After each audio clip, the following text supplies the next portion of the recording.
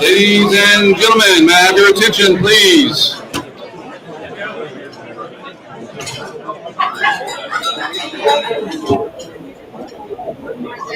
So,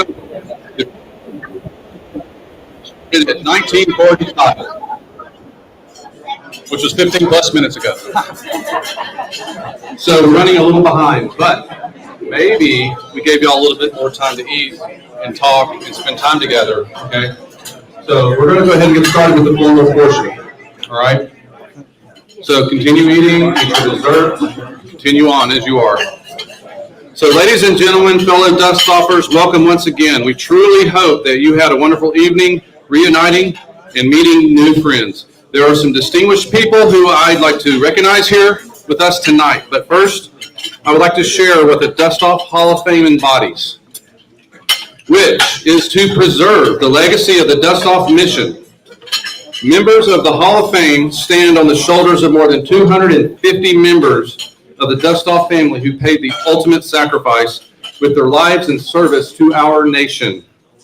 While the Dustoff history is rich with heroes who have done remarkable acts, saving the lives of people they have never met, putting their lives on the line to save the lives of people they have never met, the Hall of Fame is designed to honor those men and women who clearly set themselves apart from the rest in honorable service in both peace and war, and who embody the highest qualities of military service.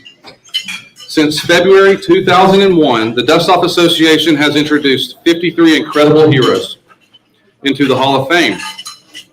After the 24th Hall of Fame induction ceremony tonight, we will have 56 of our own whose legacies will live on forever, etched in metal for posterity.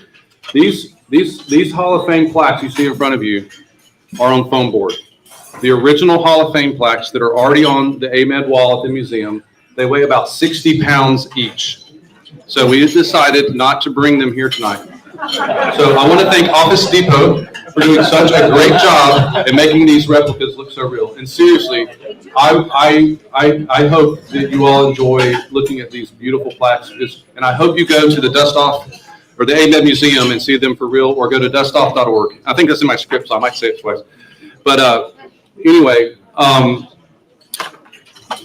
encourage you to visit the Hall of Fame wall at the AMED Museum and go to dustoff.org to learn more about these heroes. It is my honor to welcome our Dustoff Hall of Fame members and our VIPs who are here with us tonight. Rear Admiral, retired Pat Drennan, sir, where are you? Hi, everybody. Sir, welcome. Thank you for being here tonight. Thank you. Our very own Brigadier General, retired Dennis Doyle. And I'd like to add a Hall of Fame inductee and member. Colonel retired Doug Moore, Hall of Fame. Welcome, Doug. And I would be remiss if I didn't mention his wonderful, wonderful wife, Debbie Moore, who was a Women's Army Corps officer. Volunteer. Debbie, thank you so much for your service to our great nation. We really appreciate you. Colonel retired Merle Snyder. Hall of Fame. Sir, welcome. Thank you. Lieutenant Colonel retired Jim Wingate. Hey, sir. Hall of Fame. And a fellow Lieutenant Colonel retired like me. Sir, welcome. Lieutenant Colonel retired Steve Peth. Hall of Fame. Hey, Steve. Welcome, sir. Colonel retired Scott Heights. Hall of Fame.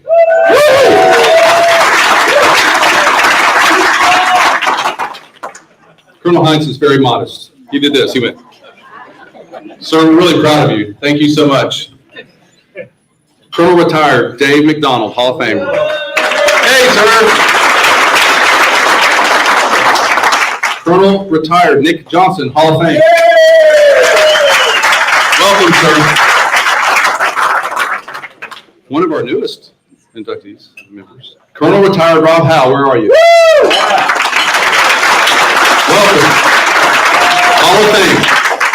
And for the last, I think, 3 years maybe, our honorary CW5 retired, representing our warrant officers, Russell Wingate. Where are you? Yeah. Sir, thank you for your service. Now, as experience shows, I'm going to ask this question. Did I leave any Hall of Famers out who showed up last minute, scratch their name on the list? Anybody?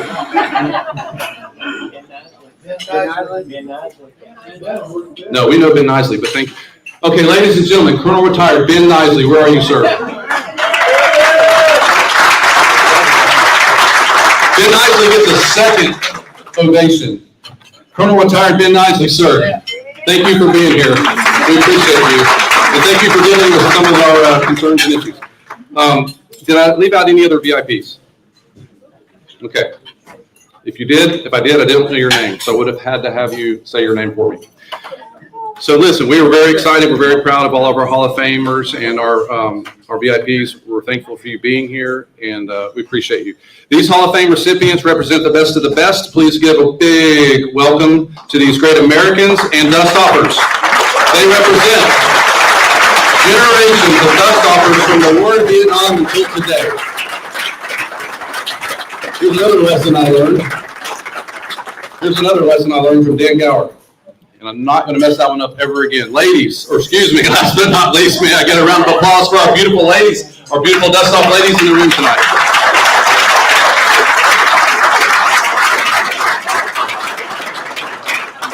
I would like to recognize our volunteer officers and our team who are here with us tonight, starting with our Assistant Executive Director, Strategic Plans, and soon-to-be future Executive Director tomorrow night, Rick Ortiz. Sir, show your face, sir. Come on. Hey, Rick, thank you. Thank you for being here, and we appreciate you. Our President, Chris Wingate, and his lovely wife, Danielle.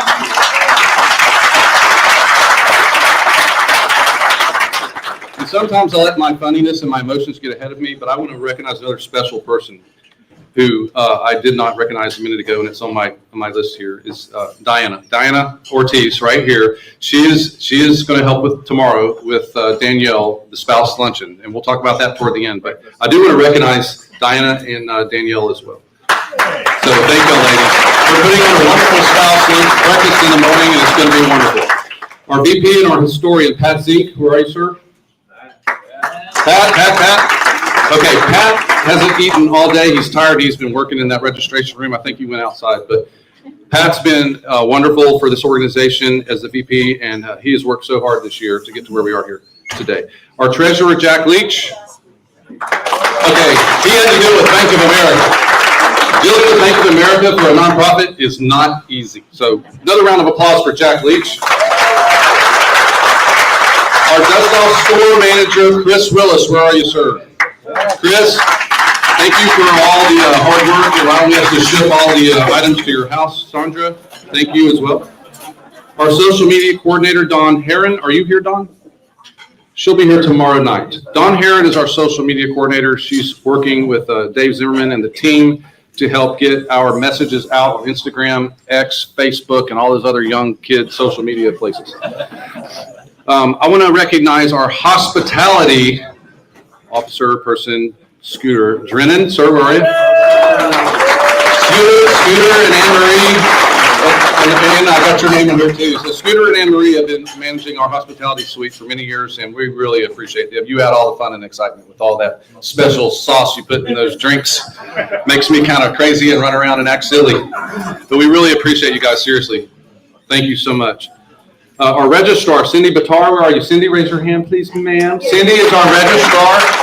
Cindy has been working with us since the last reunion for over a year, working hard and working with Pat Zink, our VP, and others to get to where we are here tonight. So thank you so much, Cindy.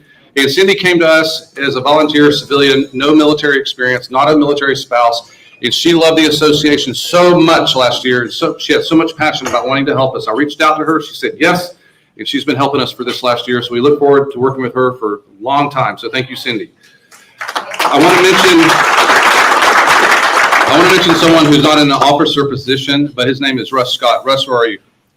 Russ has helped us a lot this last year, especially for coordinating the buses and for coordinating potentially, I believe, certainly an HH60 tomorrow at the museum. We got to go. We got an ambulance. We got a fire truck. We got FAA approval. Russ, it's all on you. We appreciate you. Thank you. I want to thank Johnny West for, there's so much I could thank Johnny West for. He has been by my side and Dave Zimmerman's side helping us in all the conversations.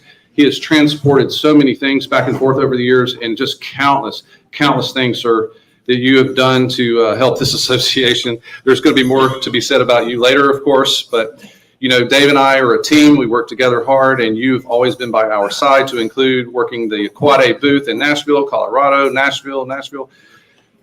Thank you so much for all your help. It will not be forgotten, and we appreciate you. And please don't stop. Please help us. Please continue.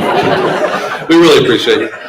I want to thank someone else, Alexa Zink, for helping Cindy and the team with registration. Alexa, are you in here?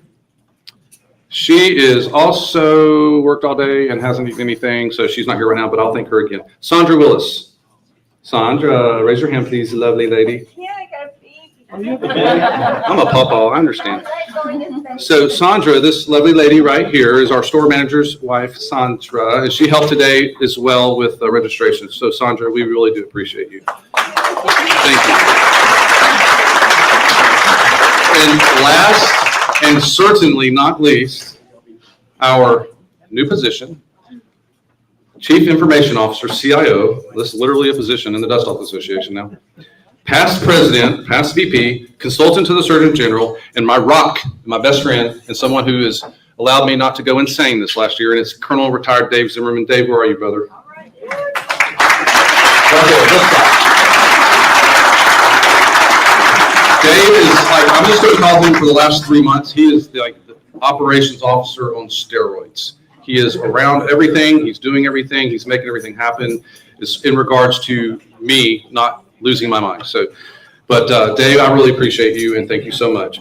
Without these volunteer officers and many who aren't here with us tonight, our association would not function.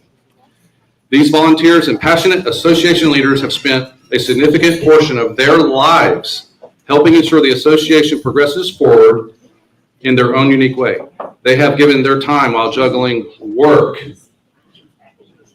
retirement transition, missing time with their family, hours on the phone, monthly core meetings, weekly meetings for the last 2 months leading up to this event. Oh, by the way, from video teleconference, Zoom meetings from all over the country. I mean, it's incredible how we put this together from people all over the country. And the list goes on. So please give our volunteers a much-deserved round of applause, please.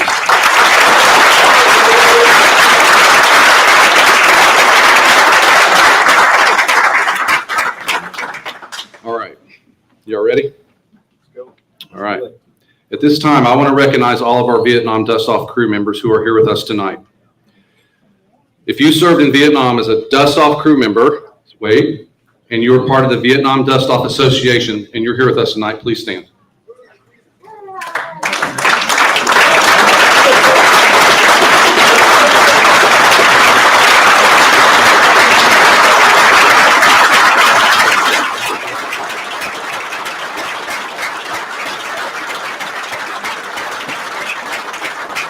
I have a place to say we appreciate it in a minute, but go ahead and have a seat. I don't want to keep you standing. I did that for a reason. We have the Vietnam Dustoff Association, and we have the Dustoff Association. We're all one and the same. We're cut from the same cloth. And I just want y'all to know, from the Dustoff Association to you all, we love you. We do. We love you. You are us. We are you. Ladies and gentlemen, these American heroes. No, wait a minute. Hold on. I can't jump ahead. Now, will all of our Vietnam Dustoff veterans please stand? All of our Vietnam Dustoff veterans please stand. All of our Vietnam Dustoff members please stand. Thank you for your service. Thank you for your service. Thank you, ladies. Thank you. Thank you. Ladies and gentlemen, these American heroes represent a brave and courageous few who deployed to Vietnam as young men and women and put their lives on the line to save others. Thousands of their wounded patients were saved.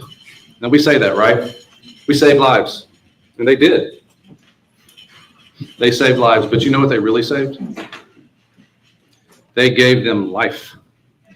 So I'm going to restate this. Thousands of their wounded patients were saved and able to live a full life. Now, I want y'all to think about that. They saved their lives, but their patients lived, and they were able to live a full life. Now, what does that mean? Well, it was because of these outstanding medics, crew chiefs, and pilots, of course. And they made the ultimate sacrifice to save people they have never met and may have never known. Now, think about that. Harm's way to save people's lives who they've never met or will never know, right? Sometimes they will meet their patient that they evacuated, the medic or the crew chief or the pilot, and we'll talk about that in a minute. But what I want to emphasize is we save lives as Dustoff crew members. But what we do is we give life a second chance. We give them a second chance to have a wife or a husband and children and grandchildren. And I'll talk about that in a minute too. But may I please get another round of applause for our Vietnam veterans, all of them. Thank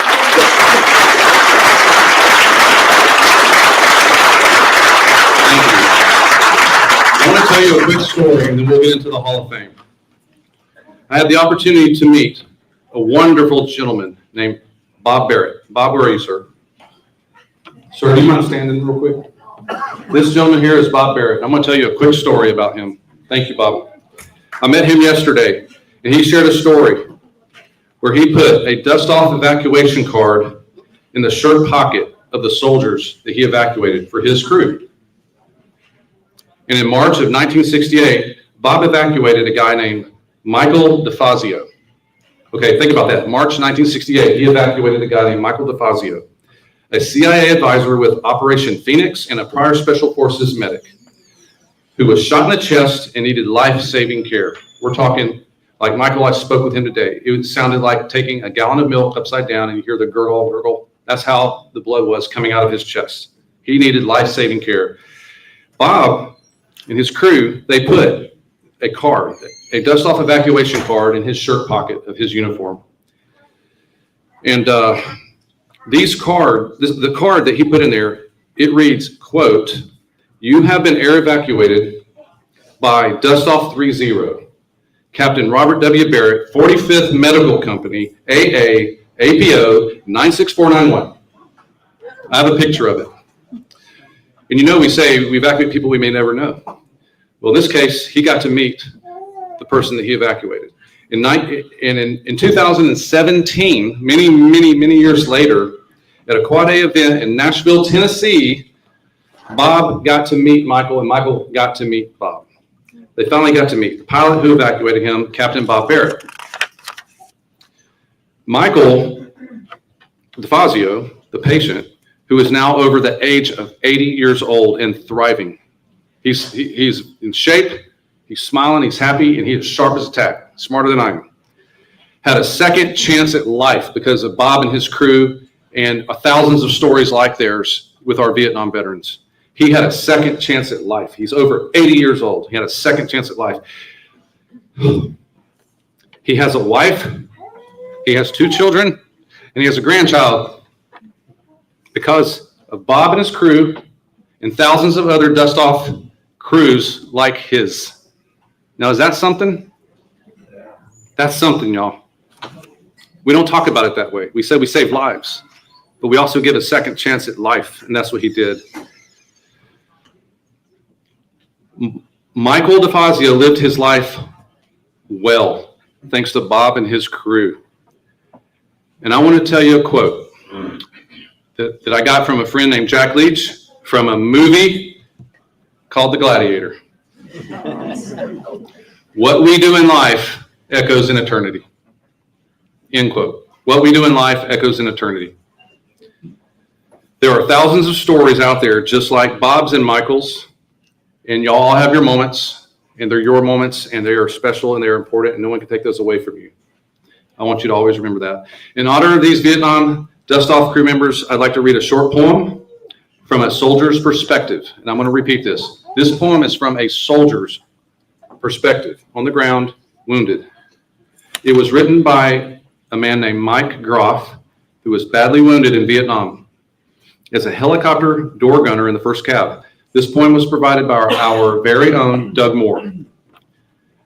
And I'm not good at reading poems, bear with me, but this one's really good. Now remember, this is with a soldier's perspective. As I lay wounded on the ground, the dust-off crews were touching down. They flew straight through the storm of flak to bring our bloodied soldiers back. Now, almost 50 years have passed. This life they saved has gone by fast.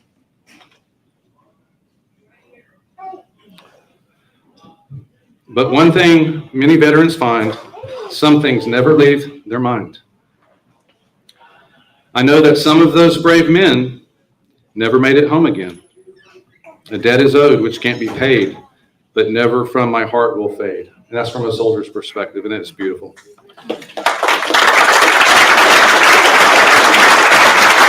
So,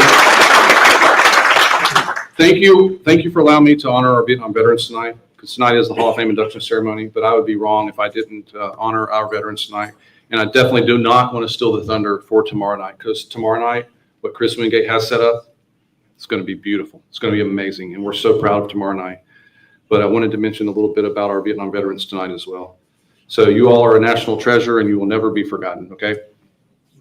Thank you.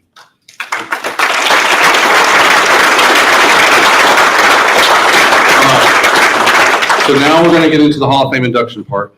All right, what we're going to do is we're going to bring up 2 of our Hall of Fame inductees. We're going to have a 10-minute break, so y'all can have a restroom break. And then we're going to bring up our 3rd Hall of Fame inductee and then go into our Closing the Flight Plan Memorial, okay? So at this time, it's our honor to recognize and induct 3 incredible dust-off crew members and soldiers into the Dustoff Hall of Fame. These dust-off heroes' collective accomplishments can be summed up as distinguished careers, some spanning over 30 years of service, courage, bravery under hostile enemy fire in the conduct of a medevac mission. Trailblazer, operations officer for the largest and most robust medical evacuation battalion ever deployed in combat during Desert Shield storm. Leadership, consultant to the Surgeon General, command of a medevac company during OIF-1 during the initial invasion of Iraq. Passionate professional, progressive career as a flight medic to a standardization instructor to a Dustoff pilot. That sums up our Hall of Famers tonight without providing too much detail and taking away what our speakers are going to talk about tonight. So, ladies and gentlemen, it's now time to bring up these Dustoff heroes to honor them with our prestigious awards. And the first person tonight, ladies and gentlemen, let me welcome, is Colonel Retired Johnny West, but I want to welcome up on the stage Colonel Retired Dave Zimmerman to the stage to talk about Johnny West, his wonderful career. Dave, you have the floor, sir. Thank you. You're right. All right, let's get this party started. Get rid of John's 30 pages of speech. All right, ladies and gentlemen, esteemed members of the Dustoff Hall of Fame and honored guests, we gather today to celebrate a man whose journey embodies the very spirit of dedication, leadership, and selfless service that defines the Dustoff legacy.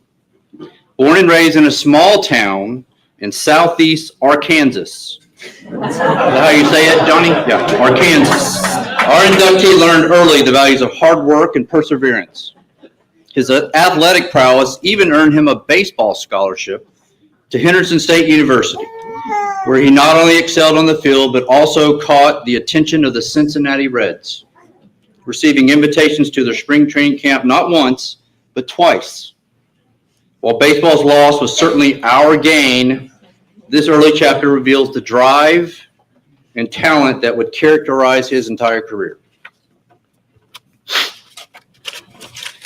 John, you messed up my pages. In 1978, he entered a different calling, earning his flight wings and embarking on a remarkable 30-year military career. Johnny rose through the ranks, commanding at every level, from platoon to brigade, culminating in his role as the assistant commander and force integration director at the AMED Center and School. His leadership shaped countless careers and significantly influenced the future of Army medicine. His expertise wasn't confined to the military. He continued his career in civilian service, and he continued to make a profound impact, developing critical emergency protocols for the bird flu virus at the Centers for Disease Control, a testament to his strategic thinking and ability to tackle complex problems. And speaking of pivotal moments, it was during this time at the AMED Advanced course that he met a certain officer, a meeting that was clearly meant to be. He claims it was the flight suit that immediately caught Susan's eye, as they normally do. And together they built a strong foundation that has supported him throughout his incredible career. But perhaps his greatest pride lies in his 3 sons, a true testament to a family dedicated to service. Following in their father's footsteps, all of his sons have served our country.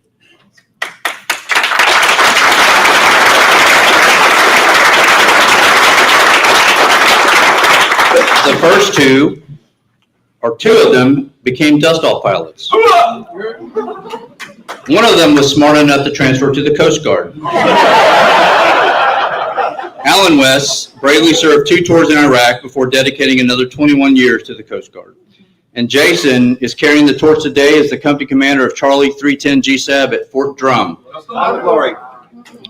Fresh off a demanding deployment to Iraq and Jordan, while also serving concurrently as the Aviation Battalion XO, additional duty. Suck it up. Keeping them all in line, of course, is his youngest son, Mike, who is currently serving as the Chief of Navy Recruiters in Middleton, Tennessee. It's clear that the apple has not fallen far from the tree. a true military family through and through. In his own humble words, he might describe himself as just a redneck from Arkansas who has been extremely lucky. But we know better. His success is a direct result of his unwavering commitment, his ability to learn and lead alongside superb officers and NCOs, and a dedication to the Dustoff mission that runs deep in his veins. Today, we are honored to welcome a true leader, a dedicated aviator, a devoted family man. And I will tell you from my own experience, as a second lieutenant walking the halls of the 421st Evac Battalion in 1996, I saw this dude's name on the wall and all the policy letters that did get swapped over when Ken Crook took command. And I'm like, Johnny West, man, that's a cool name. I want to be just like him when I grow up. And lucky for me, after 3 years in Germany, I moved to Fort Hood, Texas in the 507th Air Ambulance, and Johnny West was my brigade commander. And as I got ready for company command, that's when the mentoring started. And, you know, Johnny taught me what it really meant to be a leader, not just a pilot, but a leader, and how to take care of soldiers. And that's what it's all about.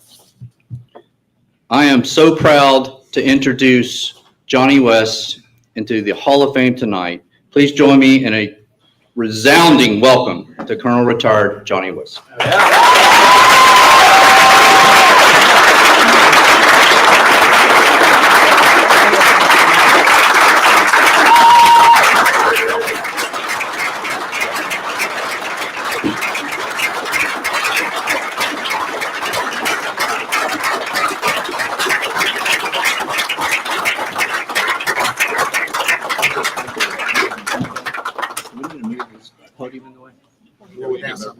Blocking your face. Stand up, Johnny.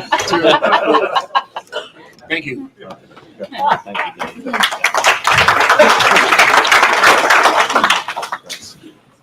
Thanks, Greg.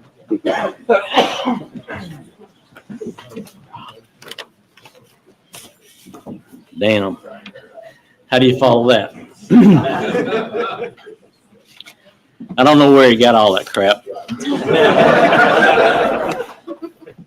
But clearly I am a redneck from Arkansas, and I'm damn proud of it.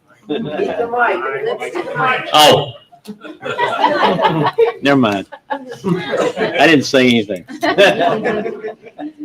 I put my specs on. Colonel Nisley's telling me to put my Colonel Nisley's telling me to put my glasses on. Shut up. Dave, thank you very much for all that you've done, you and John. I tell you, between the two of you, you've taken the Dustoff Association to the next level. In the era of Dan and me and quite a few others in the room, we never envisioned the organization going where it is right now. The number of sponsors, the scholarships, the awards and things that we give out for Dustoffers, for family members and everything else. You guys have done a great job, and you should be applauded for it. And I thank you very much from the bottom of my heart.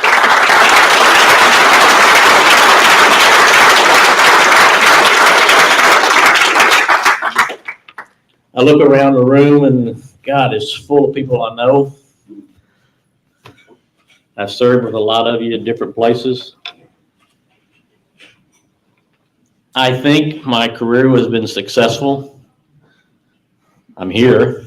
I retired, worked again, retired again, worked again, retired again. 3 retirements, and I finally called it quits, and damn it, I have to play golf 4 days a week. It's a hard life. There's a couple of my golfing buddies in the room, and I'll mention them in a minute. But I just got to again say thanks to John and Dave.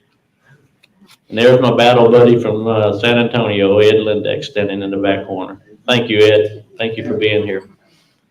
And I know you got some things going, but it's nice that you came down. Thank you.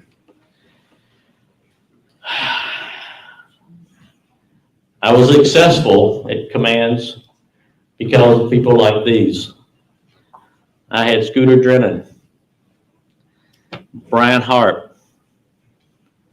Where's Tom Fletcher?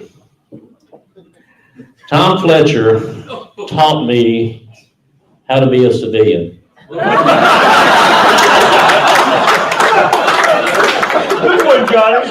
I first retired from the military, 30 years as retired as an 06, I went over to MedCom as a GS, and there was Tom Fletcher. He had been there several years working. He showed me the in and outs of being a GS civilian. And it worked. And I thank Tom, and for many years, he was one of my golfing buddies at Fort Sam. And time and things have aged us both, and we don't play that much anymore at Fort Sam. But there are several in here that do. And Tommy Wayne sitting back there smiling like crazy. But Tommy still plays golf with us at Fort Sam, and he's imparted a lot of wisdom on me over the years. And we even had dinner a couple months ago with Anna Lou Eisner. And Tommy and I just sat there and listened to Anna Lou and all talking. Those of you who know Anna Lou, you understand that. I got other folks in the room that have been a part of my career and help. Gino Montagno, Stan and Polly Winchesky, Al Viani, Rick Augusta, Tommy Wayne, Scott Heinz, Dave McDonald, all been a part, and we've all worked together. Jim Rice, probably one of the best executive officers I have ever had. Jim was solid as a rock. He still is. And actually, he's moved out of Virginia. He moved to Texas. He moved to Georgetown, just a few miles up the road from San Antonio. Jim, thank you for being here. I even got some input and wisdom and maybe some professionalism, I'm not sure, from Denny Doyle. You're welcome, Johnny. Probably not. Well, I'm not sure if it's infamy or eternal. But I thank you, Denny, for your input and stuff. And some mentors in the room that most of you know and were introduced earlier tonight. Colonel Merle Snyder, Colonel Nick Johnson, Colonel Ben Nisley, Colonel Jim Wingate. Over the years, you guys have helped me a lot. Colonel Nisley, I'll tell a quick story, could have relieved me one day. On the 421st, I was at law school in the 63rd Med Det, working for Art Hapner and Lee McMichaels. Some of you know them. I had picked up an urgent patient, and we flew it to Heidelberg. And I think this was probably my first or second flight as a PIC. And I was just full of piss and vinegar. You know how it is. You can fly that aircraft anywhere, make it do anything. And I thought I had it made. Picked up a patient, flew it into Heidelberg, landed at the pad, called and called and called on the radio, come out and get the patient, come out and get the patient. And finally I said, damn it, I want to talk to the hospital commander. I need to talk to the hospital commander right now. I need him out here with this aircraft. I went on and on and on. Poor RTO sitting in the emergency room answering. He probably turned the radio off. But a few weeks later, Colonel Nisley comes up the lawn stool with E.G. Kinley to do check rides. And he says, Johnny, I heard you on the radio the other day at Heidelberg. I said, oh, shit. I said, I'm fixing to be relieved.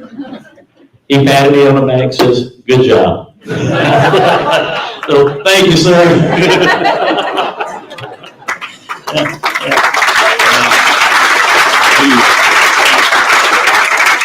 Colonel Nisley is one of a kind. And Merle Snyder and Nick Johnson still today teach me how to play golf. Colonel Snyder and Nick Johnson are part of a group that we go to every year at Myrtle Beach. And those two guys can shoot their age. Wow. They can shoot my age.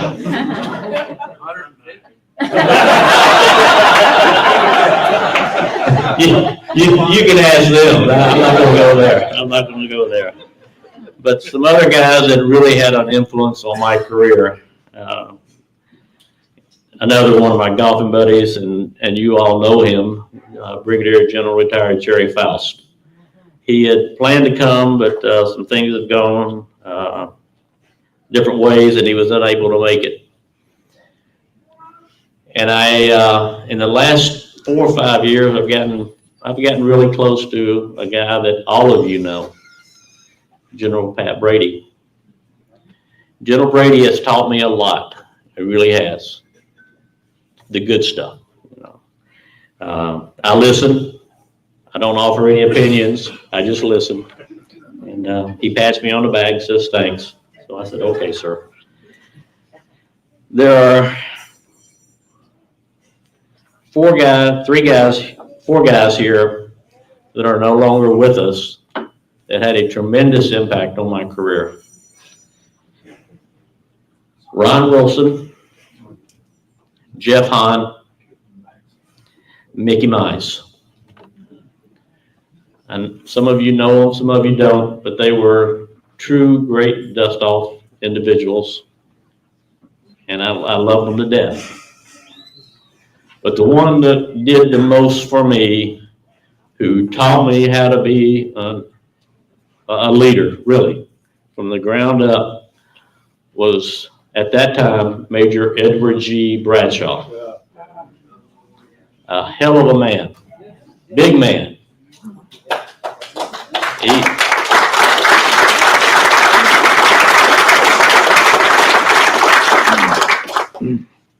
He was my second medevac company commander. The first one was Triple C, Clarence Cooper. He was my first commander for about 6 months, and then Ed Bradshaw came in, and Ed took me under his wing.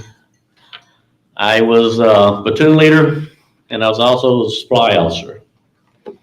And on Ed's deathbed, when he was in hospice, we went to see him. Susan and I went out to his house to see him.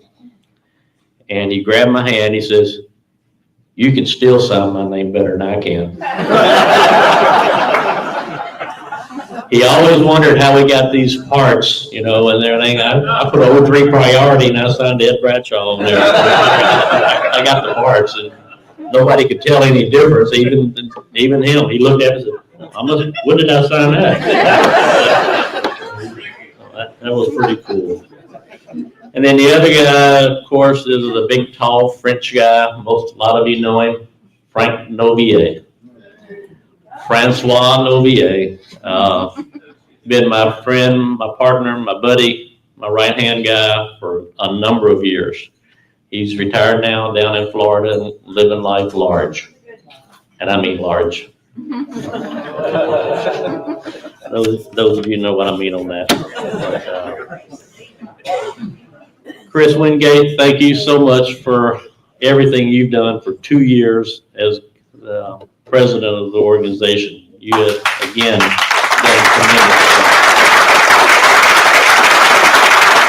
You and your family, your dad behind you there, awesome. And just on that note, there are 3 of us in the room that had father and son fly medevac. 1, 2, 3. Davis. Oh, I'm sorry. Wow. Okay, that's right. Excuse me. It changes. He wrote his name on the board. Johnny. But I am the only one that's had 2 sons.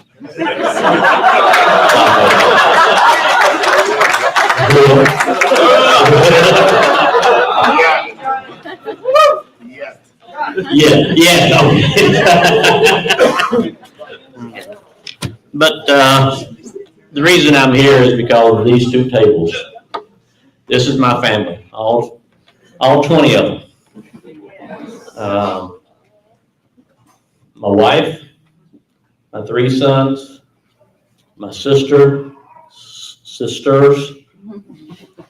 brother, and my brother-in-law and his wife that live here in Arlington. Mike is a retired infantry officer, retired SES. And thank you, Mike, for being here, and Karen, thank you very much. I have my brother in the back and his wife and their son Grant.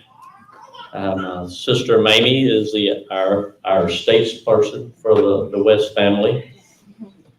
I mean, this is it. This is all the West family is right here. Got one little girl at home that got sick and couldn't get here, but she's Alyssa's twin. And,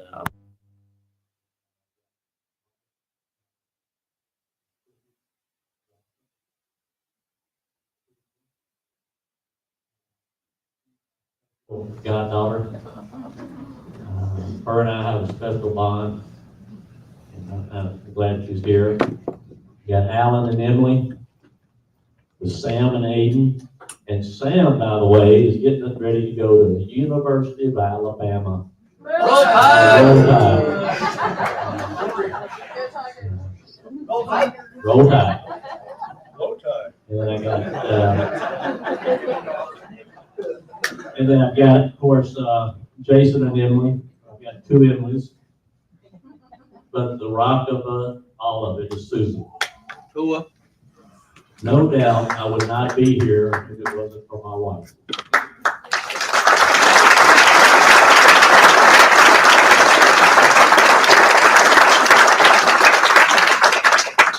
Not only my wife, she's my best friend. And that's really about it, guys. I don't want to monopolize the night. I know Scooter's got some things to say, and I know Jason's got some things to say. And I just feel young yet. So again, you never know deserving this. It's hard to swallow. Because I look at those guys in the room that are on the wall already, and I say, I don't measure up. All I am is a Dustoff pilot. That's all I've ever wanted to be. I was, and I'm retired now. Thank you.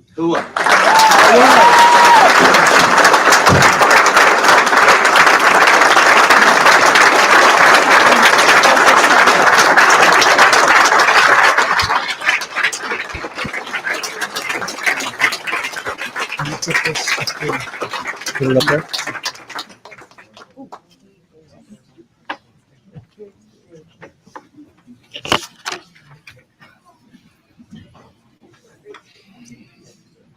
Johnny, well said. You did good, sir, and you earned it.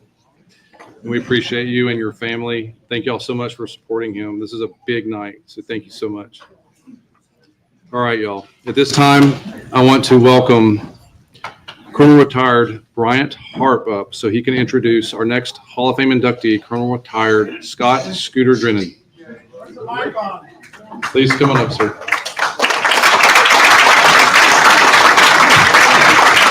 Can you hear me?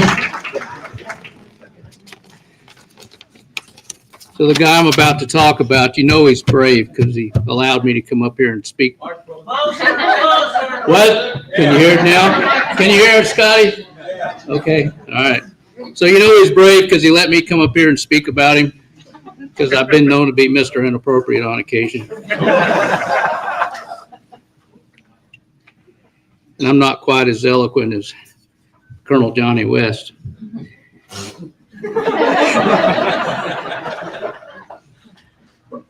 So a lot of the stuff I was going to say, you other guys have already taken away as far as how's everybody doing and thank you for being here and all the families. But I can say this, all you guys, you all married up.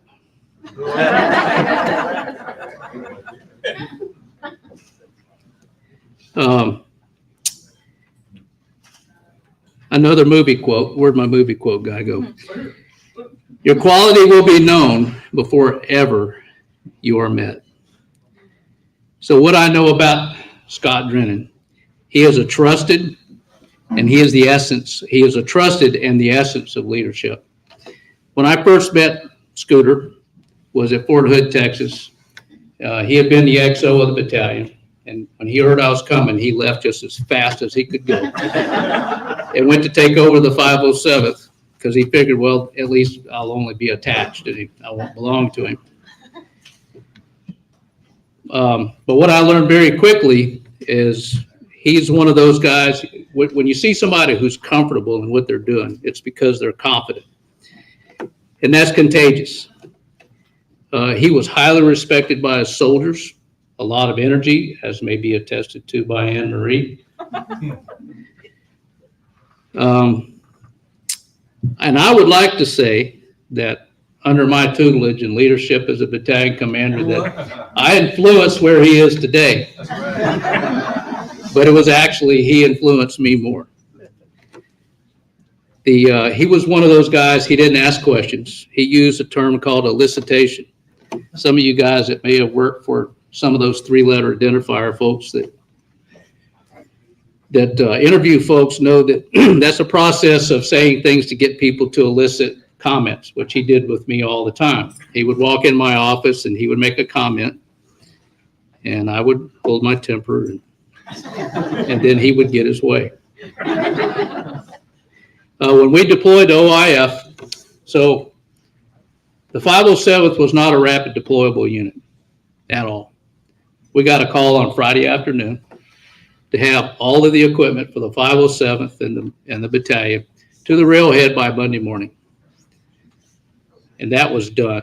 And his soldiers got to it. They didn't complain. They all followed his lead. And he said to pack everything that you can. I told you I was going to say that. And they did. Every easy chair, couch, desk, bookcase. There was not one container that had a spot. And I think what they were using it for was blocking and bracing. At least that's what I was told.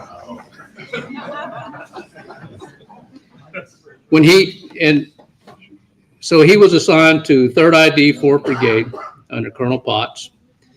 And it was immediate credibility.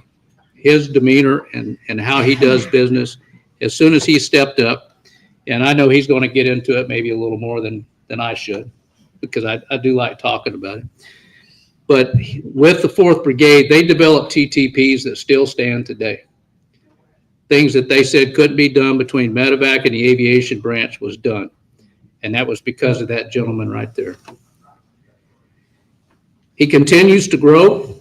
And one of the things that I'm proudest to see that he does is he helps keep tabs on his family, especially Mac and sometimes Troy. And he's a man of God. He's highly respected in his community.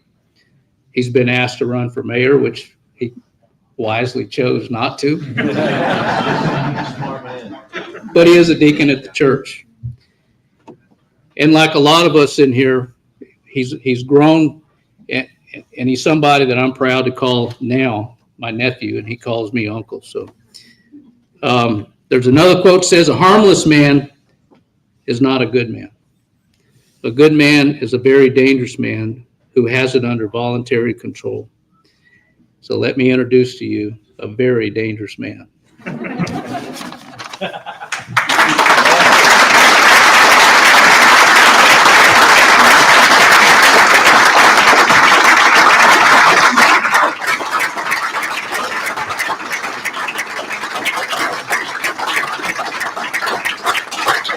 We're going to get the photo first and then.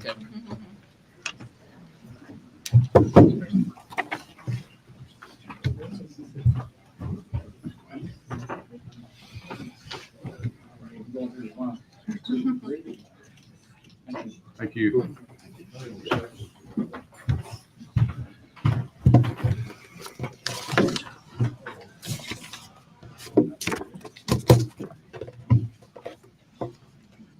How do you hear me? All right. So I'm not as articulate as Colonel West. So it's going to be a little bit different the way I'm going to do this. So he can really ad-lib it, man. I tell you what, so I respect that. Thanks, Uncle. Appreciate it. Wow. This thing's way down low, so I'm going to pull this up so I can help myself talk to you guys. Good evening. First, I'd like to acknowledge and give thanks to our Lord and Savior. God is good and Jesus saves, my friends. Thank you all for being here, and I do love all of you. I can't tell you how special it is to have this table right here with me. My entire family really is here tonight, most of them. I'm forever grateful for you guys coming and sharing this moment with me. My wife and best friend, boss lady, Anne Marie, thank you for the amazing job you do taking care of me and our family. You're the glue that keeps us together, and we all love you. My dad, Pat, and Cheryl are here this evening. They live only a block from here. My dad is a Vietnam veteran with 2 combat tours as a CB. Thank you guys for setting a great example for me, always pointing me in the right direction and helping me survive my youthful years, which was not that easy, for sure. Daughter Kirsten is here, has a full-time job, raising our 3 grandboys, which we affectionately call our noodle heads, competing at a degree in early childhood development. And we're a fishing family. Our vacation this year for fishing is dedicated to Kirsten. We go every year now on a family vacation, which we should have started doing a long time ago, but of course, kind of busy over the years. We're going to Santee Cooper Reservoir in South Carolina to catch the largest catfish in the world. Sir, you can't just measure them with your feet. You got to lay down on the ground and take pictures with these cats. So, fat cats cut the line. All right. CW3 Mac Williamson has spent his entire 20-year career. It's our son-in-law. Plus 1 assignment in the 160th SOAR. Thank you for your service, Mac. Son Troy is an Army veteran and a Border Patrol agent working in Del Rio, Texas, where he's the lead use of force and weapons instructor for the sector. He's also our family, fishing guru on equipment and fashions, and he keeps us up to speed on all the latest stuff. And his girlfriend Jen is here with us, and she's fit right into the family. She's learned all kind of Drennan life skills, like catching and cleaning fish, hunting squirrels, and shooting lots of guns. So thank you so much for being here, Jenna. Thank you to all our VIPs here this evening, Hall of Fame members, all of our veterans and spouses. Special thank you again to our Vietnam veterans, Dustoff, Congressional Gold Medal recipients, a truly remarkable, well-deserved honor, and 50th anniversary of the end of the Vietnam War. Vietnam veterans, thank you, and welcome home. Special thanks to Chris, John, and Dave, and all of our Dustoff Association officers who worked so hard to launch this awesome 45th Dustoff Summit. Congratulations to my fellow inductees, Colonel Johnny West and CW3 Jason LaCrosse. I'm grateful to be sharing this evening with you and your families. I'm honored and humbled to be selected for the induction into the Dustoff Hall of Fame. Although this is an individual award, in my case at least, it's most certainly a team award. There's no way that I'd be standing here tonight without the outstanding, incredible soldiers who lifted me up for more than 30 years and still do to this day. Some of those soldiers who either worked for me or with me in some meaningful capacity are here this evening. So I'd like to say thank you to Pat Zink, Dave Zimmerman, Rob Howe, Jack Leach, Ricky Ortiz, Chris Chung, Pete Smart, Dave Creech, and John McMahon. You guys are a big part of this, and I certainly wouldn't be here without you. I really appreciate my uncle, good friend Bryant Harp, standing up for me this evening. It's doubtful anybody knows me any better than Bryant. He's known me at my best and at my worst, and he's always been an outstanding friend and mentor over many years. Thank you also to Bob Mitchell, who's not here this evening, but he nominated me. And Bob, he was my closest Dustoff brother. And old Bob, if you know him well, he's just like a big old teddy bear. He loves Dustoff, aviation, leading soldiers. He fought a lot of hard battles for medevac over the years, and he always provided top cover and plenty of advice when needed. So thank you, Boubet. I can't tell you that I absolutely love Dustoff and serving in the Army. Life goes on, but I'll always miss it. How does that old saying go? If you love your life's work, you'll never work a day in your life. I thank God for giving me something meaningful to do as my life's work. The U.S. military has the best training of any military on earth, and is one of the primary reasons we fight so well anywhere in the world and regardless of the enemy we face. Case in point, my first assignment was as medical platoon leader 164 Armor, Fort Stewart, Georgia. At the time, the 24th was part of the 18th Airborne Corps and was designated as the Army's first to deploy heavy division for desert operations. Of course, in those days, America hadn't been involved in a major conflict in almost 2 decades, and the only people with combat patches were some Vietnam veterans that were still in the Army back then. We look around our motor pool at hot Georgia sun, at all those broke tanks and vehicles, we'd shake our heads, and we'd say, there's no way we're ever deploying to combat. Man, was I ever wrong? And holy cow, were things about to change. During my 3 years in the 24th, I went to NTC 3 times in a row, all August rotations. And after the 3rd rotation, we reloaded our equipment and went straight to the Gulf War. I can't emphasize enough the value of those 3 NTC rotations, the quality of that training, and the positive impact it had on the remainder of my career as I would deploy to the desert 3 more times. I learned very early that there's no place on earth darker than the desert at night with no moon, no place brighter than the desert at night with a full moon, and at times no place hotter, windier, drier, dustier, colder than the desert. It's simply the most inhospitable place on earth to survive, let alone fight. Okay, maybe the jungle in Antarctica are pretty bad too. And I'll never forget the way the desert smelled. Most days, it smelled like a porta potty. Porta potties were everywhere in the desert, literally thousands of them, standing tall, smoldering and stinking in 120-degree heat. And to this day, if I see a porta potty, Amory's got to call my therapist and make me an appointment. From the Gulf War on, I spent almost my entire career supporting the global war on terrorism. I was blessed to serve in some amazing units and for some great Americans. As commander of the 568th Medical Company in Korea, I worked for a truly remarkable leader, lifelong mentor and friend, Colonel Scott Hines. Thank you for everything, sir. When I took command of the 214th Medevac Detachment in Panama, I actually got to be the commander of a Medevac unit in 1997 in a GSAB, years before aviation transformation made it fashionable to do so. When Hurricane Mitch hit Central America, our battalion commander broke us out into detachments and deployed us to different countries in Central America to provide disaster relief. I was put in charge of Nicaragua and assigned 2 H-47s, 2 Slick 60s, and 2 Medevacs. It was an interesting mission in more ways than one. We were the first U.S. force to enter Nicaragua since before the Contra-Sandinista wars of the 1980s, and Nicaragua, being the Sandinistas in those days and a communist regime, meant that we, the U.S., were the bad guys. So we landed at the airport in Managua and went in to meet the commanding general of the Nicaraguan Air Force.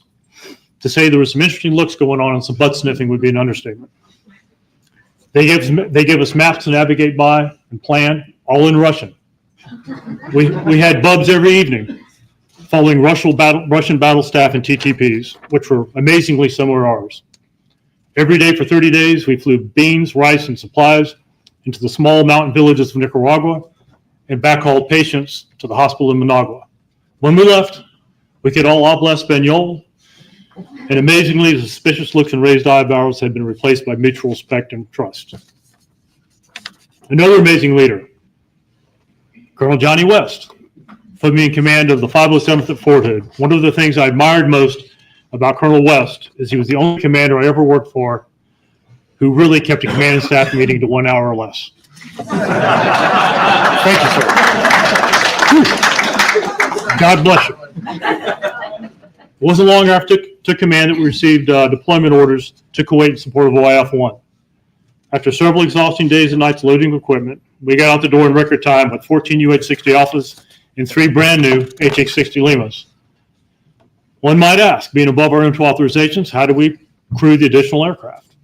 Well, we used our battalion SIP and our battalion commander, Lieutenant Colonel Red Baron Harp over there, and a couple of reserve component augmentees to make up the difference. While in Kuwait, we were assigned to 3ID, the Army's main effort for the invasion of Iraq. The 3ID Aviation Brigade commander was a colonel named Potts, and despite his fearsome reputation and alleged disdain for medevac, of which I found neither to be true, He was an outstanding combat leader. We had an extremely strong relationship, and he provided us with incredible support. For example, he provided us with 2 H-64 Apaches as medevac escorts every time the enemy situation required, which is over half the missions we flew. One morning on Objective Rams, which is about halfway between Baghdad and Kuwait, one of our crew spooled up on a mission with an H-64 escort. Upon takeoff, the Apache browned out, rolled up in the sand, and destroyed itself. So my thought was, that's it for medevac escort. We weren't going to get any more. So I walked on over to the brigade talk, stuck my head in, and there was Colonel Potts already directing his staff to have another Apache in the air ASAP and link up with our medevac aircraft.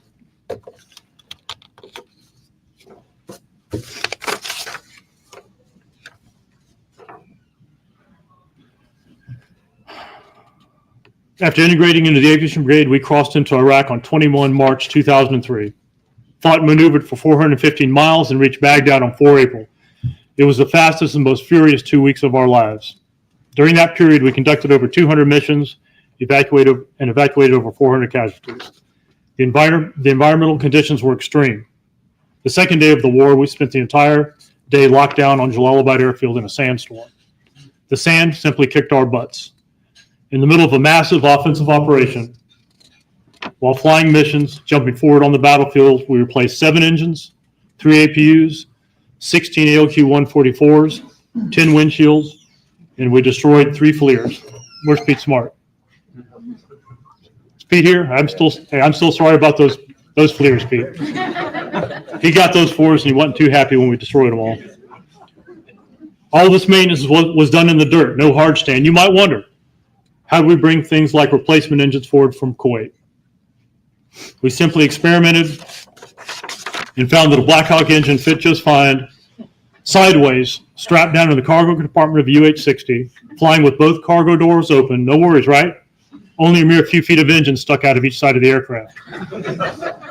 The mission stressed every fiber of our being, every ounce of our stamina, and we relied heavily on every second of training we'd ever received. All those NTC and JRTC rotations of the past are now worth their weight in gold. It's only by God's grace and luck that every 507 soldier survived that mission. Unfortunately, the brigade wasn't as lucky, as our Alpha Company commander, Captain James Adamowski, and 8 souls aboard his aircraft were all killed in action as we passed through the Kabbalah Gap south of Baghdad. We were blessed to have some great soldiers and commissioned officers on our team, but I give the lion's share of our credit to our warrant officers. They were the strength of our unit, an incredible group of aviators, smart, capable, with tons of experience and flight time.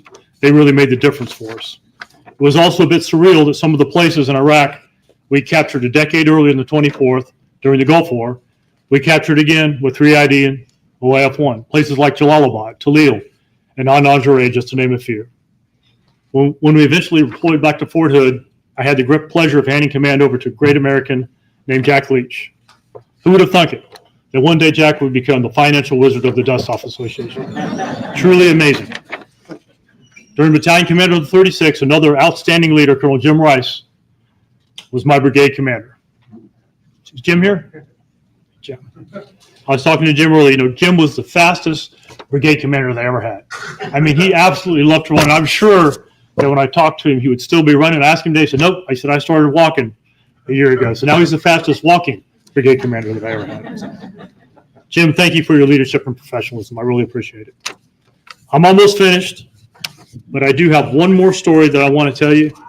And it's my favorite story of all. So, as you know, all units, personality, strengths, weaknesses, and leadership, all units are different. When I commanded the 507th, it was like coaching an all-star team. We were stacked with experienced talent and tailor-made for that combat mission with 3ID. The power of soldiers is an amazing thing, and it comes in many different shapes and forms. Shortly after taking command of the 14th Cache at Fort Benning, Georgia, we received deployment orders to Kandahar, Afghanistan, to serve not as a surgical hospital, but to serve essentially as a brigade headquarters to provide command and control to echelons above division medical assets, both active and reserve, spread out over every regional command in Afghanistan. On one hand, it was a great mission. On the other hand, it was worse than herding cats. We did fine during our pre-deployment training. We got downrange and we went to work. We could do the mission, but we're really a very average team by many metrics. Too many late awards, evaluations, reports of surveys, too many 15-6 investigations, too much UCMJ, and we had pretty average morale.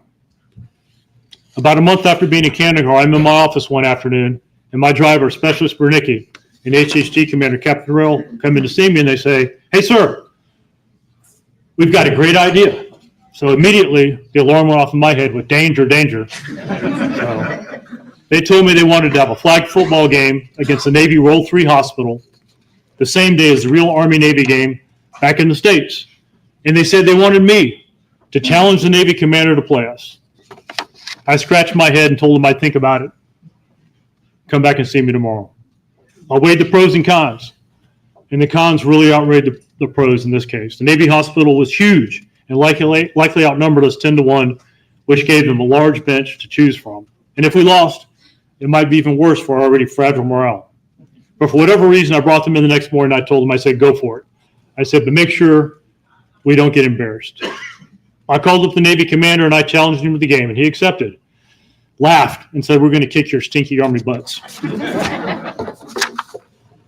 A couple of days went by and I'm in my office. Someone sticks their head in the door and they said, "Sir, there's a lady from AFN, Armed Forces Network, here to see you."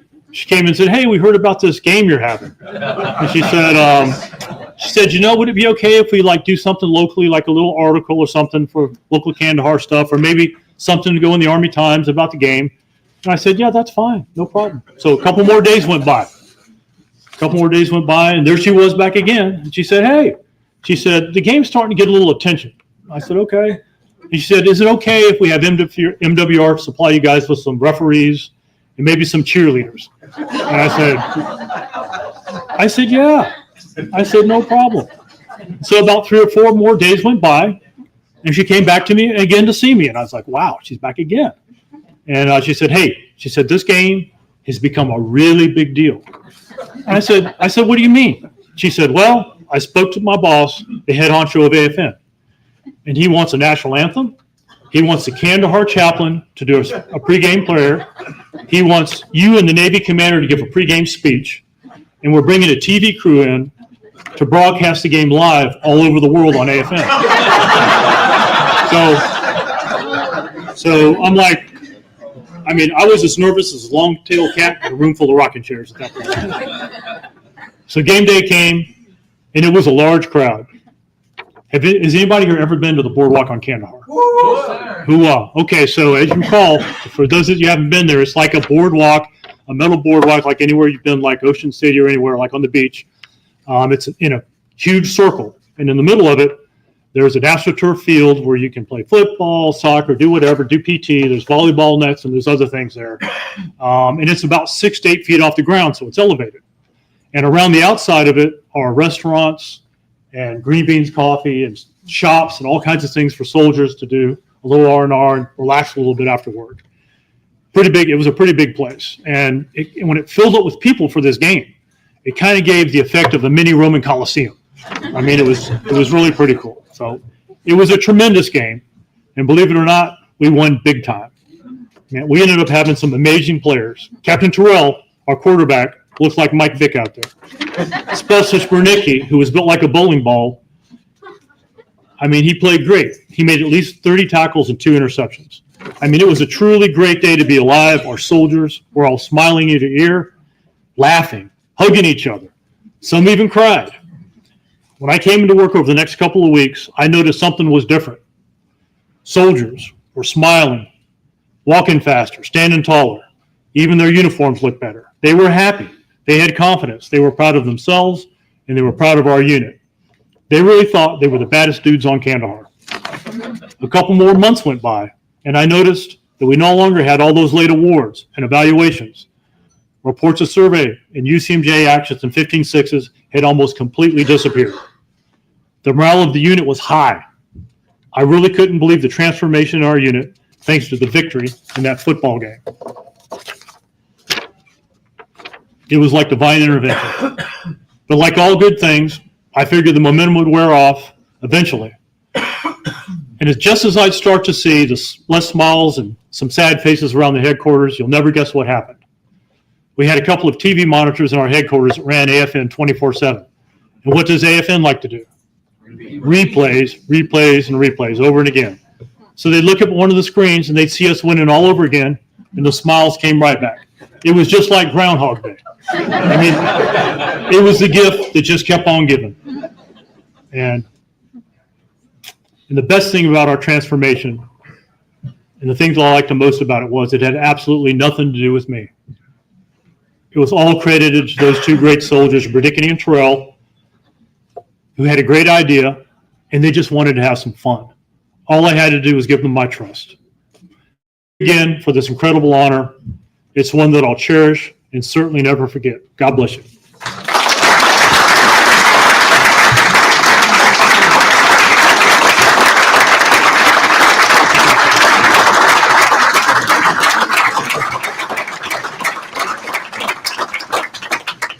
All right, so I've been instructed to tell you that we're going to have a 10-minute break, and then we're going to come back in here, and we're going to do our third Hall of Fame induction. We have coffee being pre-poured in the bar out of the doors down on the left, and dessert will be served. So please take a 10-minute break. Look at that, everybody's out there. I got gold to give away. All right, have a good 10-minute break. See you back in a minute.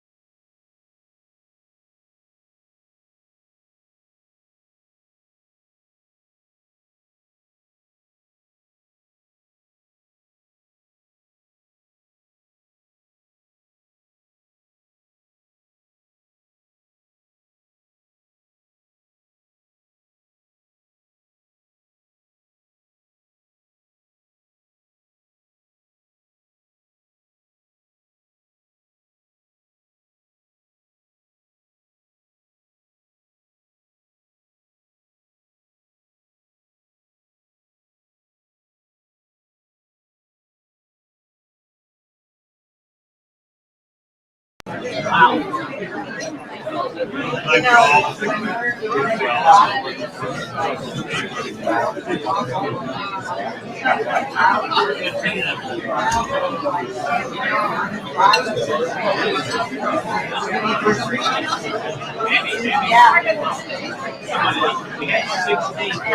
are we looking in the hallways?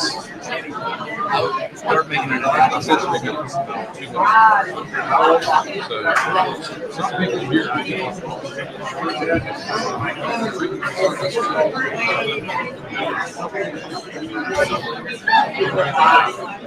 Hey, Dave.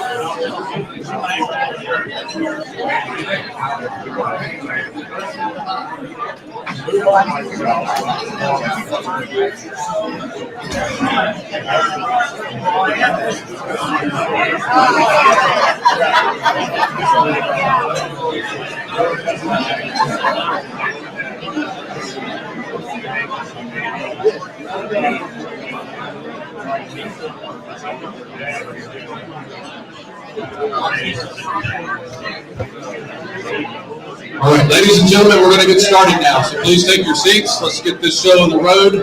I don't want to say we're saving our best for last, but we have a really special person to induct tonight.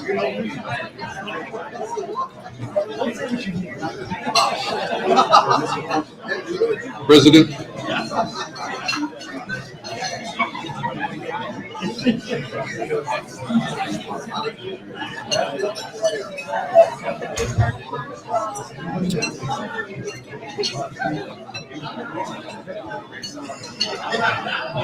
Ladies and gentlemen, Colonel Retired Rob Howe is going to come up front. He's going to introduce our next Hall of Fame inductee, CW3, Retired Jason Lacrosse, Aviation Branch.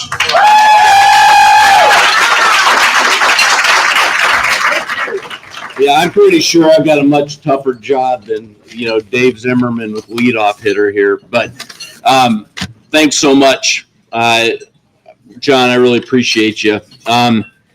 Well, I am truly, thank you, Khaki. I don't like the mic. I am truly honored to join you all tonight here in this great venue with even greater people. So good evening, friends, families, fellow Dustoffers, Hall of Fame members. My name is Rob Howe, and it is my distinct honor and privilege to introduce Jason Lacrosse, CW3 retired Jason Lacrosse, into the Dustoff Hall of Fame. I know that I'm a weak stand-in for Lieutenant Colonel Robert McDonough, his battle buddy who nominated him for this award. But Bob's present duties prohibited him from attending tonight, so I will stand in for him. Jason, frankly, I was honored and truly appreciate the fact that you asked me to introduce you tonight. It really means a lot, and I don't know if I've shared that with you yet in the conversations we've had, but it really does, and so thank you for that honor. So I told Jason I would go light on the roasting. But he reminded me that Michaela would be fine with it, so I've got to throw in a couple here. But just a few words. It was great. I talked with Mike Hughes recently, who joined us because I like reaching out to the people who serve directly with these individuals because you always get different feedback, right? So I love Mike's quote. Mike said, "Jason was the best pain in the ass a commander could ask for." I think that's a fair statement. His competence, confidence, and expertise in Dustoff operations made him an invaluable aviation leader and sounding board, something I benefited from frequently. Now, I assure you that Jason earned several pain in the ass oak leaf clusters under my commands. But I also had an opportunity to reach out to another friend and colleague of Jason's, John McGuire. He was pretty nice this time. I was going for the goods, but he wasn't going to give it up. John said Jason was always there to answer the call. not just the deployments and hundreds of combat missions. It's the little stuff over the years that doesn't get the medals, like serving as a rear detachment commander. Thank you. John reminded me of a time when the company did not have desert flight suits. And so what do? Jason goes to find desert flight suits. And how did he do it? Well, he got into his car and he drove to Ramstein Air Force Base. He knocked on every single Air Force 06's door until finally he found the right one who said, hey, just take this document, go to CIF, take what you need, and leave our post. So John reminded, for all the inquiring minds, because I know all these weight and balance experts out here, John shared that you can fit roughly 300 flight suits into a BMW 2007 X3, in case you're curious. Well, Jason's very impressive service journey spanned over 20 years in the Army. He also continued that service flying a few years as a civilian life flight. He continues even today working for Customs and Border Protection. Jason served in nearly every facet of our unique Dustoff mission. Initially as a flight medic and standardization instructor, and later as an aviation safety officer and instructor pilot. Jason Davis mentioned earlier, he said, yeah, he went TDY and returned from Germany after he got his flight wings. Jason faithfully deployed on 3 combat tours to Afghanistan, 1 to Iraq, and another to Albania during the Kosovo air campaign. Throughout his career as a flight medic and aviator, Jason served with the 507th, the historic 159th, 45th, and later Charlie 5158, where he flew over 400 missions and evacuated over 500 patients during 4 separate combat tours. Many of you are familiar with the Dustoff mission that really defined Jason's career and showcased his complete dedication, uncompromising mission focus, and proven leadership. That mission, known as the Good Friday mission, occurred 15 years ago on April 2nd, 2010. Jason and then Captain McDonough served as the task force mission-ready element in Kunduz, Afghanistan, supporting the German parachute infantry task force. While serving as flight lead and air mission commander, Jason courageously led our team of Dustoff and assault helicopters into a contested area to rescue German soldiers who had come under attack. Jason's crew, he personally, landed 6 times in a hot LZ, and the team evacuated 11 German soldiers. Sadly, 3 of those German soldiers lost their lives that day, and every single one of those aircraft sustained battle damage for both direct and indirect fire. For their actions, the German government awarded the crews the German Gold Cross of Honor, the highest decoration awarded in combat. For Jason's actions and leadership, he was also awarded the Silver Star, the Dustoff Association Rescue of the Year, the Dustoff Association Aviator of the Year, and importantly, the Quad A Pilot of the Year. One of my most powerful memories in battalion command was when Jason and our U.S. air crews were reunited with those surviving German paratroopers in Grafenwehr live during ESPN Sports Center. Now, the story that they didn't tell is that Jason continues to keep up with all those soldiers even today. Says a lot about him. Well, I would be remiss if I did not recognize Jason's incredible family. As he'll tell you, they keep him going. Michaela has stood by his side for over 30 years, taking a chance on a young U.S. soldier after they met in Würzburg all those years ago. And we are so fortunate to have served with her in our FRGs. They raised 3 amazing adults, Janine, Nicole, and Colin, and are blessed with 3 grandkids.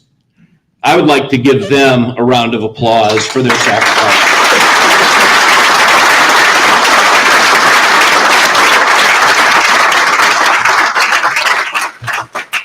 Jason, your indomitable spirit left an indelible mark on all who were privileged to serve alongside you. I was personally honored to serve with you. Congratulations on your well-earned induction into the Dustoff Hall of Fame, class of 2025.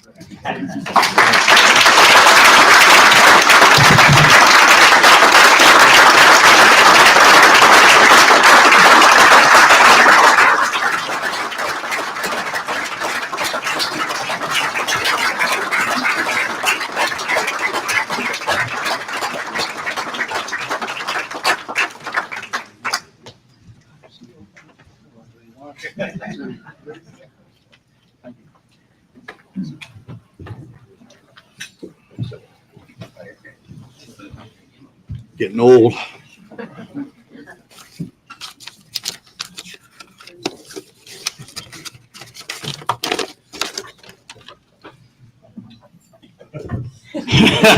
Yeah.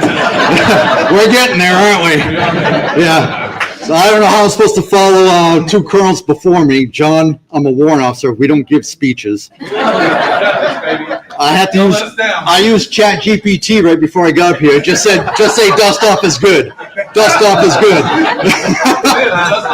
Yeah, Dustoff's great, right? Colonel Howell, thank you so much for the introduction. I want to personally thank you for your mentorship and your guidance that you gave me when I was attached to you, Charlie Company in Afghanistan. I'm sorry. Yeah. In Afghanistan, and also when you were the battalion commander, I learned so much from you. I'll never forget you, and I really appreciate everything you've done for me, and especially what you just said about me. I want to thank the Dustoff Association for my selection into the Dustoff Hall of Fame. I am honored and humbled to be part of such a prestigious class of Dustoffers. Also want to thank Colonel Robert McDonough, who recommended me for this honor. And when you become part of a class that includes other Dustoff heroes such as Medal of Honor winner Michael Novosel, General Brady, and obviously the father of Dustoff, Major Charles Kelly, those being inducted in today's ceremony as well, and many others before me, it's very humbling. And I ask myself if I really deserve to be part of the Hall of Fame. What did I do that even compares to the other Dustoffers that came before me? I'm still asking this question, have asked it ever since John gave me a call almost 6 months ago and informed me that I was selected to be inducted. How you found me, I don't know, because warrant officers were pretty elusive. So I think you got me because it wasn't for PT formation. So I'm still speechless and in awe. And for someone that always has something to say, Major Hughes, to be speechless says a lot. I'd like to say what has meant to me to be part of Dustoff and give a small glimpse of what being a Dustoffer means for any of those here today that may be new to Dustoff. Being in Dustoff is being part of one large family. I look out into the audience. I see many I had the honor to serve with, deploy with, and spend many nights on medevac duty with, and to write many pages in the Dustoff Follies. Grafenbeer and Hornfels. Yes. If you don't know what the Dustoff Follies are, these date all the way back to the 80s. Every crew that went to Grafenbeer and Hornfels, we would write in a diary. And the stories we could tell in those books, we could make a great comedy movie. I'm telling you. And we do not repeat them. Absolutely. That's probably why there's no movie out yet, Ricky. Yet. Those memories I will cherish forever. How did we all get here? Well, I remember how I got here. It was 1995 at Fort Hood. I was a combat medic. I had just gotten out of the field. I was standing on top of my 113 covered in mud. And I see this Huey go flying across the sky with the Red Cross on it. And I looked over at the other medic. I was like, Fort Hood has medevac? He's like, yeah, this is where the best medics are. And if you know me, I don't have an ego. But I said, that's where the best medics are, huh? I'm going to go there. I'm going to be a flight medic. 6 months after I said that, I was in the 507th Med. And boy, was Major Dennis Doyle at the time so happy to see me and have me. You're still happy to see me, aren't you?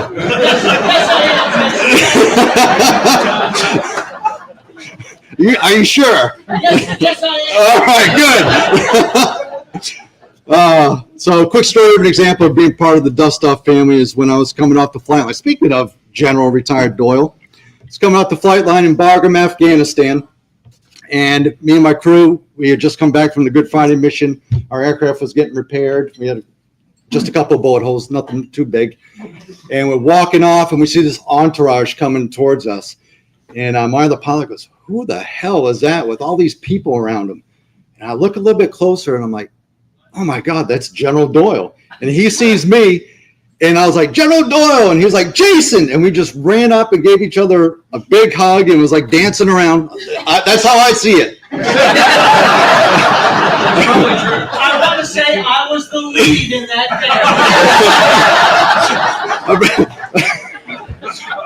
dance. So, oh my God.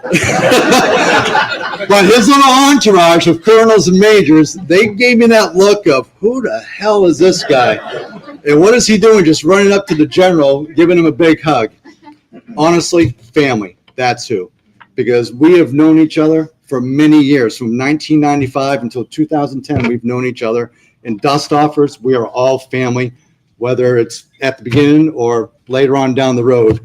And that's why we hugged each other the way we did. This is what it means to me to be a Dustoffer. I think of those days quite often. I'm still like a kid and run outside whenever I hear the Maine National Guard medevac fly over my house. I go running outside onto the deck, and I look up at the sky, and I wave, and I go, dust off! Yeah. And I come back inside with a little bit of sadness on my face, and the wife looks at me, and she goes, shaking her head, she goes, why do you keep doing this to yourself? I don't know. I can't help it. I'm still like a kid. I will never, ever stop running out and seeing that medevac helicopter fly over my house. They fly right out of the Augusta airport, so that instrument approach is right over my house. So I see them quite a bit. And the memories, every time I see that helicopter fly over, takes me back to Germany, takes me back to Afghanistan with Colonel Howe, Albania with John McMahon, the 507th with Dave Zimmerman and Ricky, 159th, and the 507th with Eric Rude. You know, those memories will forever be lasting. With my rambling done, I'm sorry. I want to thank all the crew members I flew with.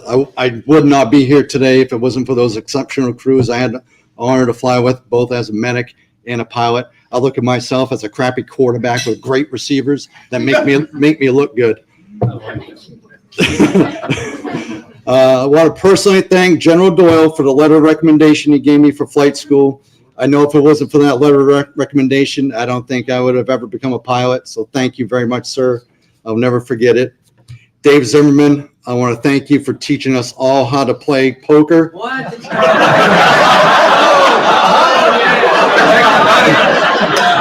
I also want to thank you for taking our money, but then giving it back to us. Ramen noodles was not on the menu for me that night. Thank you. I also want to thank Stacy Holland, Dave Shepard, Brian Almquist, Scott Forbes, Mike Wright, Kevin Etter, In Kim, and my wife for pushing me to put in my flight packet and to better myself as a soldier and husband. May Kevin Etter and In Kim rest in peace. We lost them, both of them, a few years ago. Phenomenal Dustoff pilots, and I would have gone anywhere with them.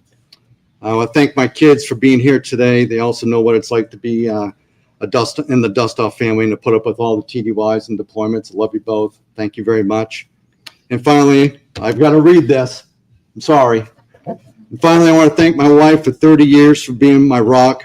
Her ability to be strong and independent while I went on my many deployments and TDYs allowed me to focus on being away and what was happening there and not worry about what was going on back home. For example, while I was boarding the bus for my second deployment, she came up to me and she said, I know you're going to go down there and do whatever it takes to rescue a soldier. Just do me a favor and don't get yourself killed.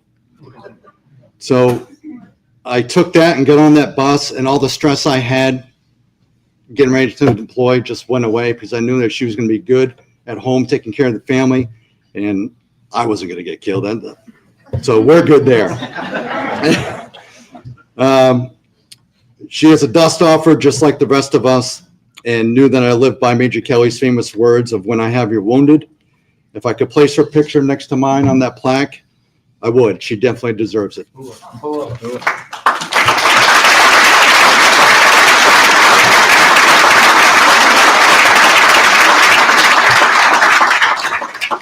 want to thank you all again for this honor, and congratulations again to the other inductees. Dust off.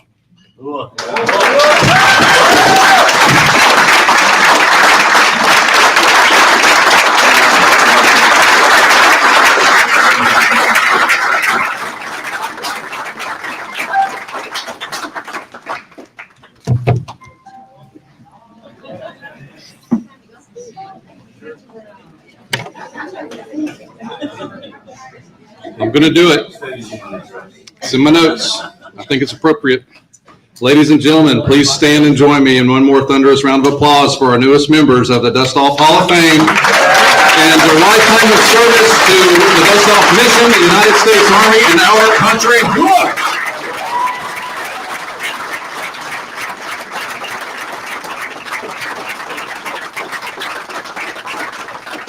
Thank you all. Please take your seats. And stand by, please.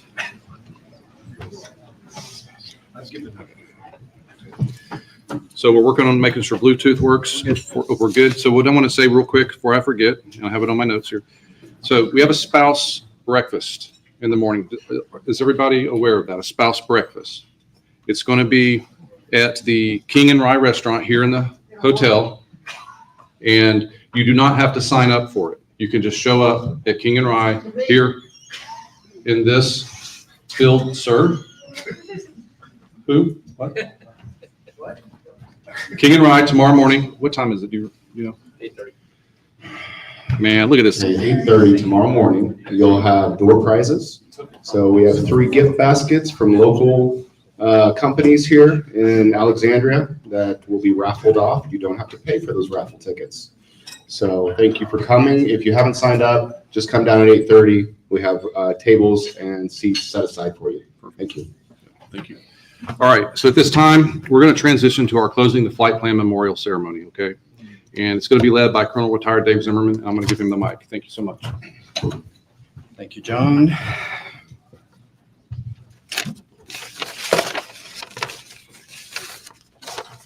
So you might have noticed a table to my left. It's called the Fallen Soldiers Table.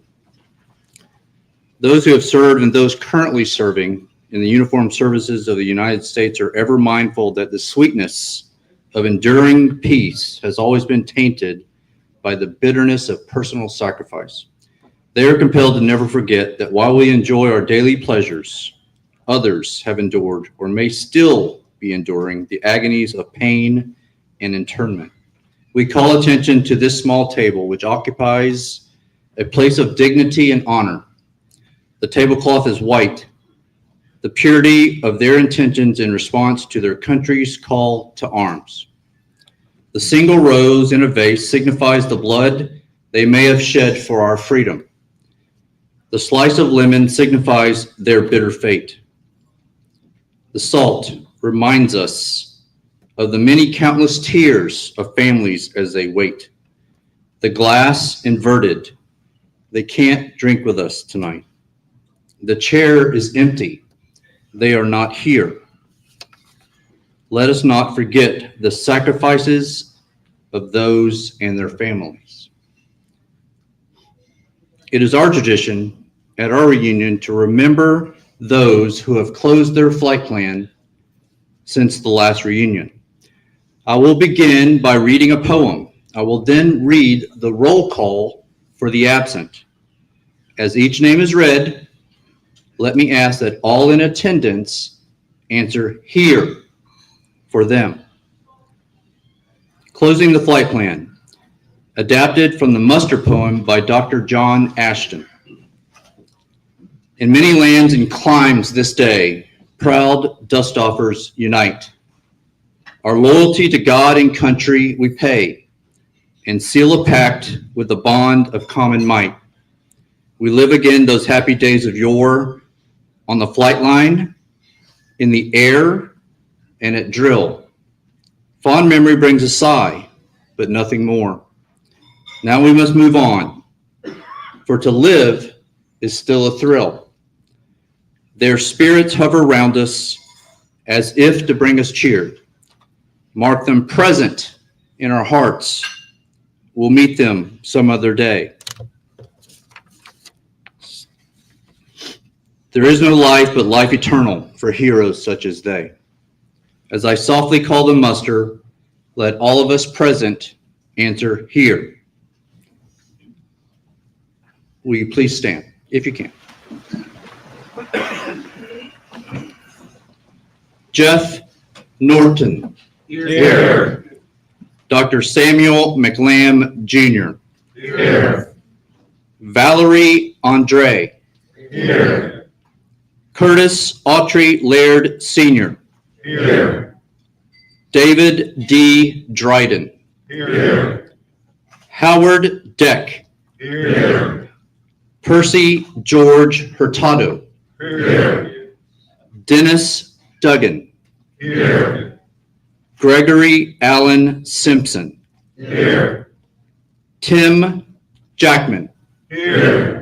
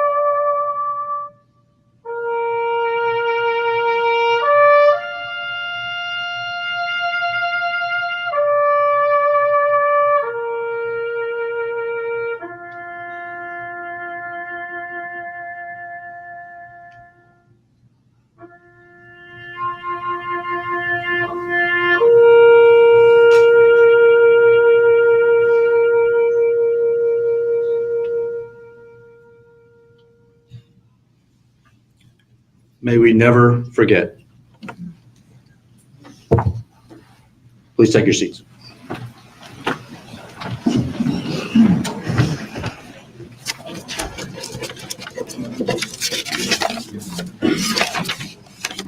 Thank you, Dave, for volunteering to lead this year's memorial ceremony. It is so important that we ensure we continue to remember all of our fallen heroes. This is one of our association's ways that we ensure our Dustoff heroes never go unforgotten or never go forgotten. Before we close out this year's Hall of Fame banquet, I want to thank all of our volunteers once again who have helped make the 45th annual reunion a success. Our volunteers worked tirelessly throughout the year, and tonight would not have been possible without them. To ensure we continue to keep our legacy alive, we must have volunteers who selflessly give their time and skills. At this moment, I want to bring Madison up to the stage, Madison Short, if you don't mind. Madison Short is our conference and service manager for this occasion we're having now here at the hotel.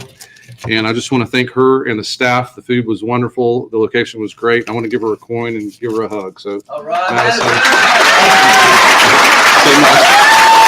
She has worked with Dave and I and Chris for the last probably 8 or 9 months. So thank you, Madison. You're wonderful. We appreciate you so much, and your staff as well. They did great. I also want to say to Dan Gower tonight, if you're listening or if you see this, thank you. Thank you for keeping our association alive for so many years. They say 27, could be more. And I hope we are making you proud, Dan. I hope we're making you proud. And lastly, I want to say thank you to our sponsors. We have grown from a few sponsors over the last 4 years to 14 sponsors today. And without our sponsors, this would not be possible. And you are certainly the lifeblood of our association. And we are grateful to all of our sponsors. last thing I got to say, the professional meeting will be tomorrow morning at 9 o'clock. It'll be here in this ballroom in this section of it. So if you're planning on coming to the professional meeting, please be here at 9. It'll go to 11 o'clock. It might go long. We'll see. And then if all of my volunteers could please meet me in the Dustoff store on the other side of that wall at the end of this ceremony, I'd like to speak with you all just for about 10 minutes. And ladies and gentlemen, this concludes the ceremony tonight. Please enjoy the rest of your evening. Hospitality Suite is open until midnight when I have you wounded, and dust off. Have a great rest of your evening.